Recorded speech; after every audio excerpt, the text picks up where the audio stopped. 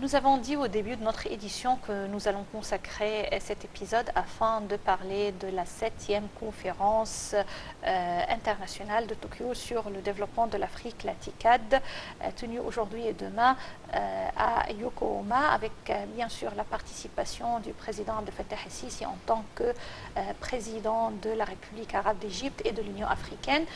L'inauguration a eu lieu et déjà les activités présidentielles intensifiées ont commencé. Afin d'analyser l'importance de cette conférence, nous avons contacté par téléphone monsieur l'ambassadeur Hussein Haridi, ancien ministre adjoint des Affaires étrangères. Bonjour. Bonjour, mesdames. Alors, monsieur l'ambassadeur, là, on parle de la 7e conférence qui regroupe l'Afrique et le Japon. Si on parle d'une 7e édition, ça veut dire qu'il y a un développement en ce qui concerne les relations entre le continent noir et le Japon. Selon vous, au cours de cette édition de la même conférence, quels sont les sujets à aborder et quels seront les développements concrets sur la bonne voie d'un partenariat équitable? Certainement, il y a un partenariat équitable et prometteur, si j'ose dire, entre le Japon et les pays africains, et cette conférence, cette 7e édition de ce sommet, l'idée de cette association entre le Japon et les pays africains date de 1996. Oui. Alors, ce qui traduit une volonté japonaise d'établir des ponts avec le continent africain.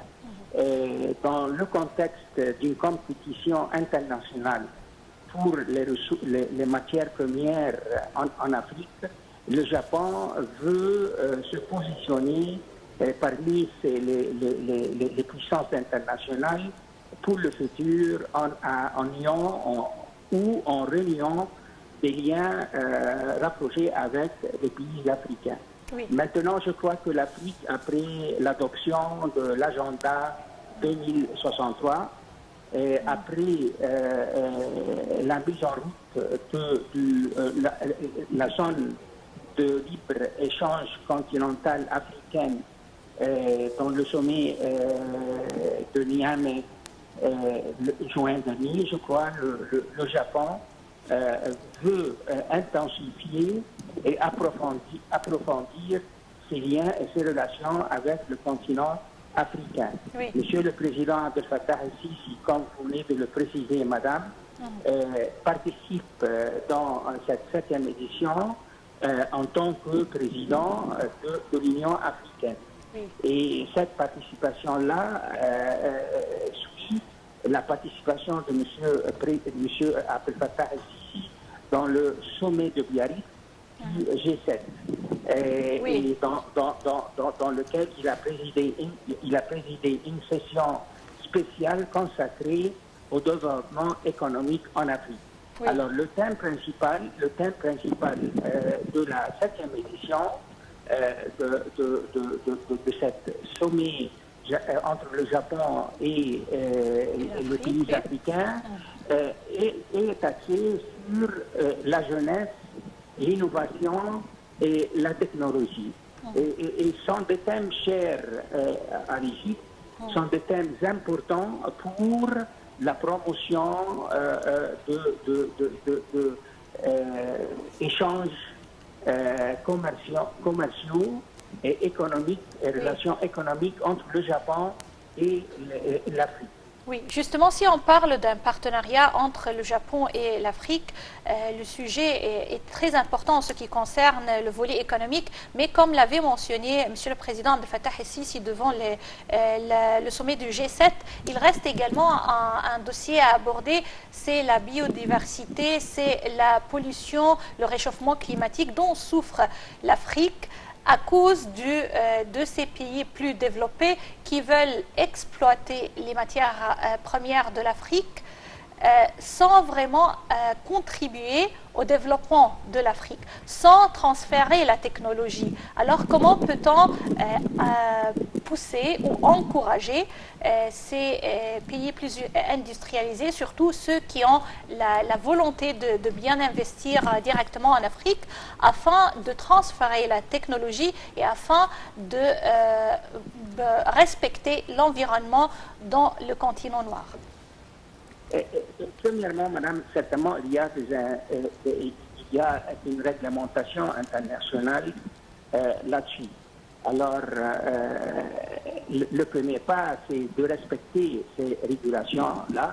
Je crois qu'il y a des pays européens, des puissances européennes, par exemple la France et M.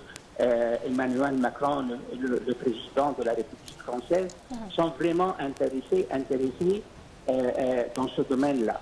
Mais je crois que ce n'est pas une confrontation où on ne doit pas visualiser ces thèmes-là comme une confrontation entre les pays plus développés et le continent africain. Je crois qu'on doit travailler, on doit s'acheminer vers un partenariat approfondi, pas seulement pour lutter contre l'effet de serre et les changements climatiques, mais dans presque tous les domaines, soit politiques, économiques, commerciaux, ou dans le domaine qui entrait sur la sécurité et la paix sur le continent.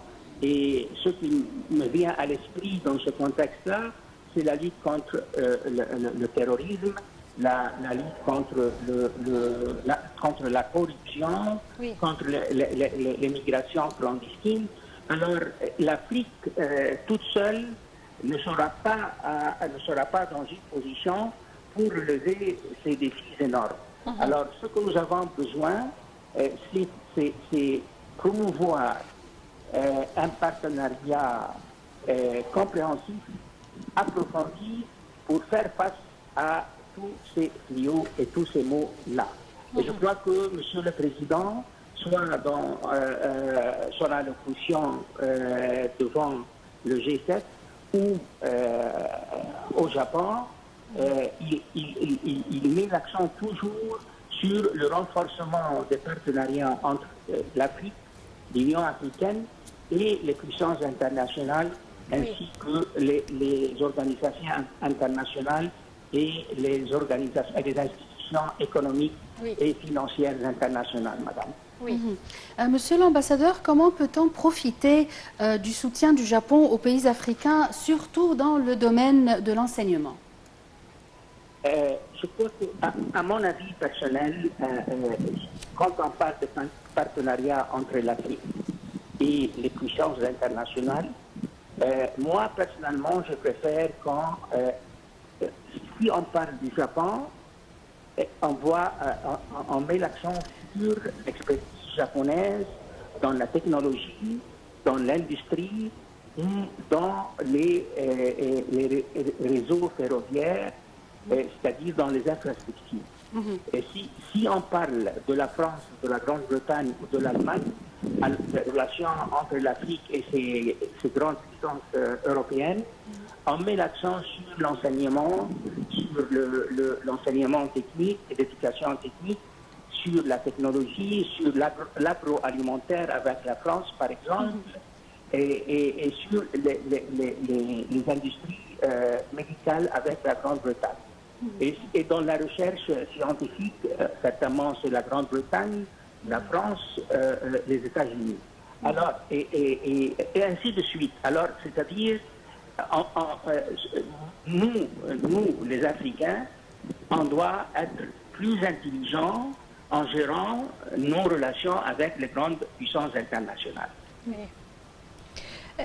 Monsieur l'ambassadeur Hissène Haridi, ancien ministre adjoint des Affaires étrangères, on vous remercie infiniment pour ces explications.